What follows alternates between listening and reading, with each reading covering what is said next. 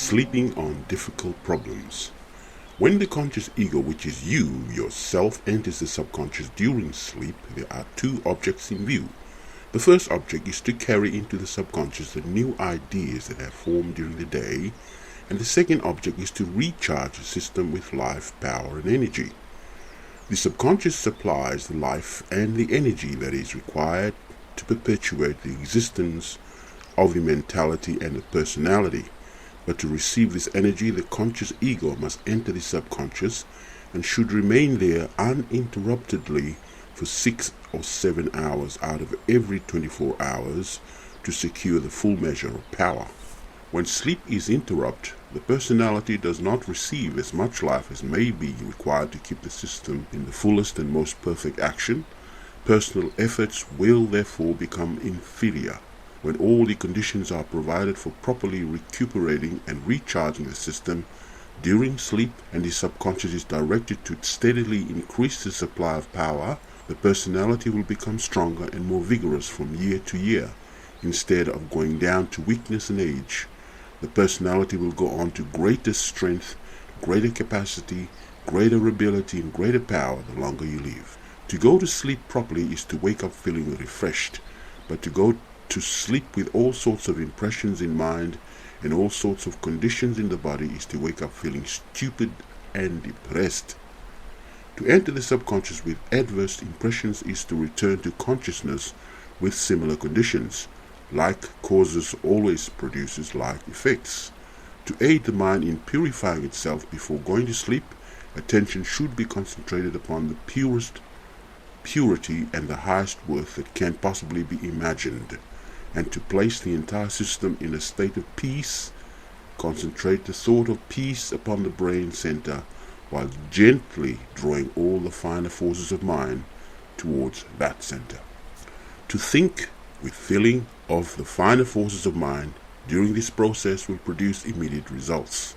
The practice of sleeping on difficult problems before definite decisions are made is a practice of great value, especially when the subconscious is properly directed in the matter, because the subconscious can turn things over more completely during sleep than during the waking state. To secure the best results, hold clearly and serenely in mind the elements involved in the problem, just as you are going to sleep, and desire deeply, but without anxiety, to receive the correct answer upon wakening. The higher and the clearer the conception that is formed of the problem during the waking state, the more readily can the subconscious work it out during sleep. The same is true in the various desires that are formed during the day, that are taken into the great within either at sleep or during waking states of deep feeling. It is therefore extremely important to form the highest possible conception of everything that we think of during the day, and whatever attracts our attention should be considered from the very highest point of view. Live in the upper story of mind and give soul to all your thoughts. You will therefore form ideas with real quality and worth. As those ideas are taken into the subconscious during sleep, they will cause greater quality and worth to be developed in you. No person can afford to take a commonplace view of anything, nor to indulge in cheap thinking of any time. To do so is to place inferior seeds in the garden of the mind. There are days when the average person feels as if he amounts to practically nothing. His personality lacks energy and his mind is dull, stupid, and confused. Cheap, superficial thinking a day or two before is the cause. Give inferior ideas to the subconscious, and the subconscious will in the near future not only cause you to feel incompetent and inferior, but your mind will temporarily be placed in a state where it actually becomes incompetent and inferior. To produce worthy ideas, it is not necessary to always continue in profound or serious states of mind.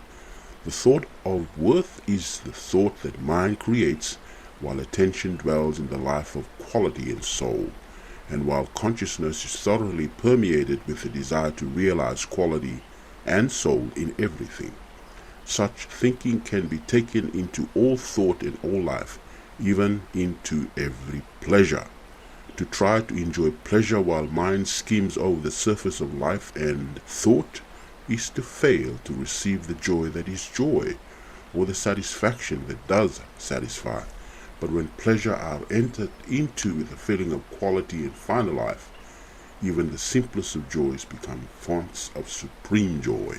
Everything that we thoroughly enjoy, we impress upon the subconscious. Therefore, to enter into pleasure while mind is in the attitude of cheapness or inferiority is a mistake to be avoided under every circumstances. However, our pleasure map be used as channels through which the subconscious may be impressed and directed along the lines of superior attainment, and pleasures that are employed in this manner will invariably give the greatest, the most satisfying, the most wholesome joy of all joys.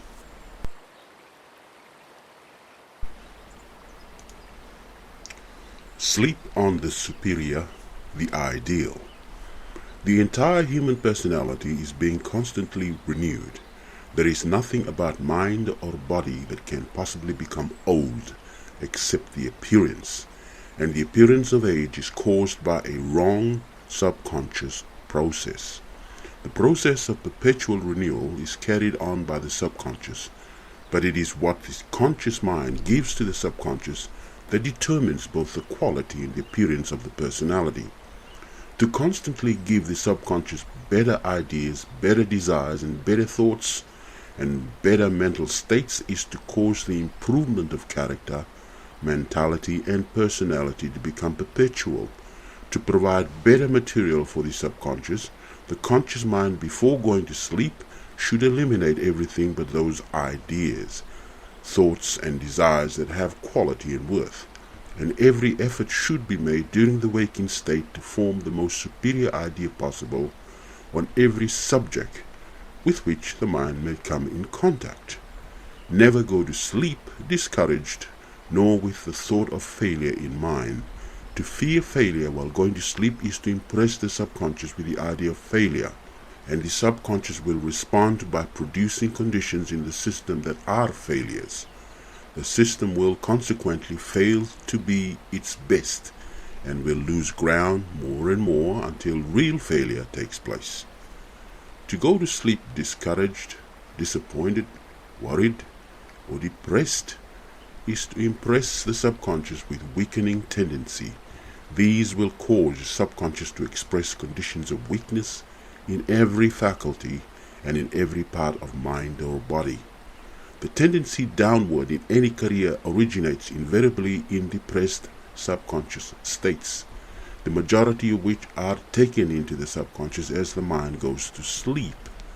Every tendency upward and onward towards high attainments and greater achievements originates in constructive subconscious states, and it is possible for anyone to produce such states at will. By going to sleep with strong, clear idea of health, harmony, power, advancement, and success, clearly held in mind, the causes of those things will be formed in the subconscious, and the effects will invariably appear in external life. Your health will at once begin to improve, more power will appear in mind and body, capacity will increase, all your talents and faculties will be filled with the spirit of success, and will consequently do far better work than ever before. To continue for weeks and months the practice of giving superior ideas of all kinds to the subconscious upon going to sleep will cause the character, the mentality, and the personality to improve to such an extent that, in comparison with your former self, you will actually become a superior being. When the subconscious is given something special to do every night, sleep will become more restful. The subconscious always works during sleep, but will work more orderly when given something definite to do. After the subconscious has been properly directed, no anxiety should be felt as to results. Perfect faith in the law, with that quiet assurance that knows, will give the law the proper conditions through which the desired results can be produced. When we go to sleep in states of discord, the mental material becomes confused, incoherent mental formations are produced, These are sometimes remembered as disagreeable dreams. All such formations are produced by confusion among the subconscious creative energies, and indicates that the true state of sleep was not entered completely. Also that the subconscious was not properly impressed the night before. Orderly and coherent dreams may indicate what tendencies are at work in the subconscious and whether desirable or undesirable conditions are being formed, because a dream is always a partial memory of what is taking place in the subconscious. By noting this fact, undesirable conditions may be counteracted and removed before they advance sufficiently to produce tangible results. An undesirable dream should always be counteracted at once by impressing the opposite desirable conditions and qualities upon the subconscious. Tendencies, however, that are indicated in good dreams should be given added power. This can be done by directing the subconscious to work more thoroughly for the promotion of greater good at hand.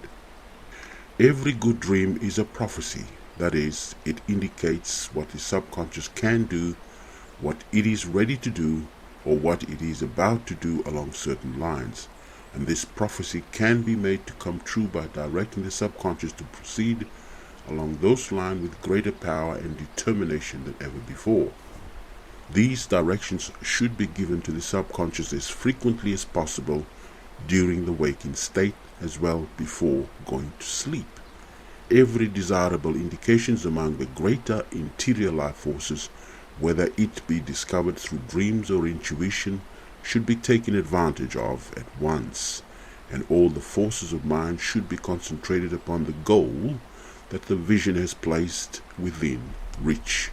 A successful termination will invariably be the result. The dreams will come true, the prophecy will be fulfilled, and the ideal will be realized. Awaking the great within.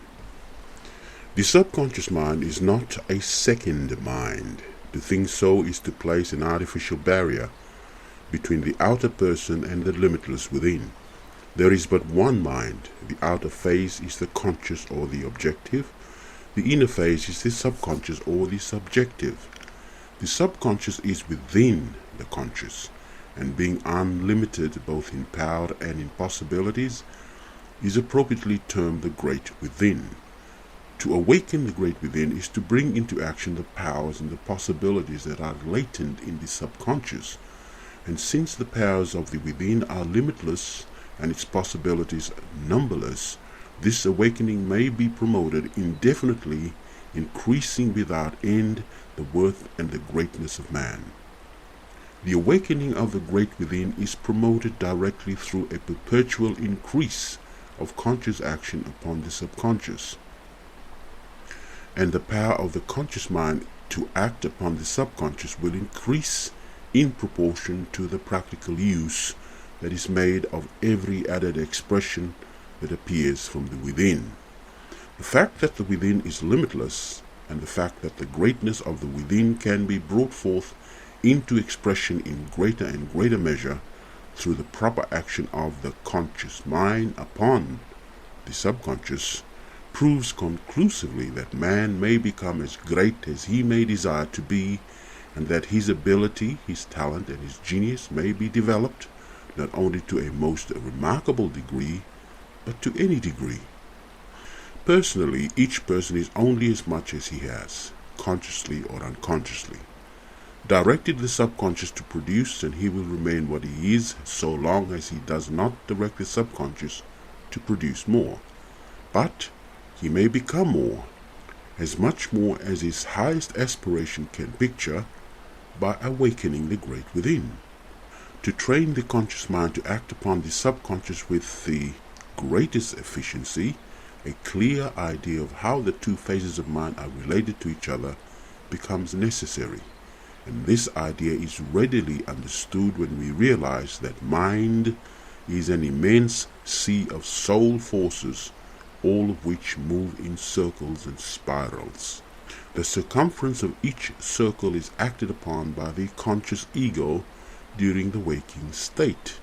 Therefore, the sum total of all circumference of all the mental circles may be termed the outer mind, the objective mind, the conscious mind, the wide awake mind. During sleep, the conscious ego withdraws from the circumference of the mental circles and enters the mental field within, that is, the subconscious. While the mind is in a state of deep feeling, the conscious ego acts partly upon the conscious side of the mind and partly upon the subconscious. It is possible, therefore, while in that state, to impress upon the subconscious what we think or feel in the conscious. To secure the best and the largest results from every mental action, the conscious ego should, during the waking state, act constantly both upon the conscious and the subconscious. To be in constant touch with the limitless power of the within will add remarkably to the capacity as well as the quality of the faculties that may be in use, and every conscious desire will enter the subconscious at once, so that an immediate response may be secured, if required. The strong mind is the mind that is in such close touch with the great within, that the limitless power of the within can be felt at any time. The capacity of such a mind will be practically unbounded. Weariness will be absent. Mental brilliancy will ever be on the increase, and instead of going down with the years, as the average mind does, such a mind will steadily advance in higher attainments and greater achievements the longer the person may live. The mind that has presence of mind at all times and under all circumstances is in perfect touch with the subconscious. In fact, if the subconscious is impressed every day, or better still, several times a day, to guide the outer mind so perfectly that the right steps will always be taken at the right time, the conscious mind will intuitively know what to do to secure the best results from every circumstances, action, or event. When the powers of the subconscious are realized, one's ideas will become much higher than before, and there will be a tendency to form ideals that cannot be realized with present states of development. But since the proper directions of the subconscious can promote development to any degree desired, it is not justice to self to remain content with the lesser while the greater is in view. However, no desire should be entertained that cannot be fulfilled through the complete application of present ability, nor should present demands go beyond what present capacity is known to be. The proper course is to first increase the capacity, then desire what the increased capacity has the power to fulfill. The small mind must not desire the realizations of ideals that the great mind alone can possibly make real. Such a course will be a waste of time. It would be schooling oneself to desire only what cannot be secured, while doing nothing to so increase one's power that the object in view could easily be secured. The subconscious can make the small mind great as may be necessary to realize any ideal, but the greatness does not come from dreaming about the ideal, nor from concentrating upon that which is beyond our present capacity, awakening produce. Develop greatness by awakening the great within, and that power that can produce anything and realize anything will be gained. Development is gradual and does not simply consist in the unfoldment of added power and capacity, but also in the full tangible use of that power and capacity. To proceed orderly towards greatness, direct the subconscious to express what may be necessary to take the next step forward. Concentrate all the forces of mind upon the step, and do not scatter mind over realms and spheres that are beyond the step. Do now what you are doing now, and be satisfied to realize what can be realized now. Proceed with the second step in the same way, and likewise with innumerable steps that are to follow. This is true progress. It is concentrating the whole of attention upon the present advancement, and there is no other advancement. To move forward, we must advance in the present and in the present only. To move forward now is the purpose, and he who continues to move forward now will reach any goal he may have in view. The subconscious should therefore be directed to turn all its superior powers upon the present forward movement, and should be daily impressed to desire not the ideals of the distant future, but the ideals that can be realized today. This forward movement, however, should not be confined to any one phase of existence. All things in the physical, the metaphysical, and the spiritual nature of man should be developed simultaneously and perpetually. It is the greatness of everything in man that gives man the greatness that is greatness, and the perpetual awakening of the great within will produce this greatness, because to the powers and the possibilities of the great within there is no limit, neither is there any end. That brings us to the end of this very informative book, The Great Within by Christian D. Larson. If you are unsure of any chapters, please come back and listen to this recording.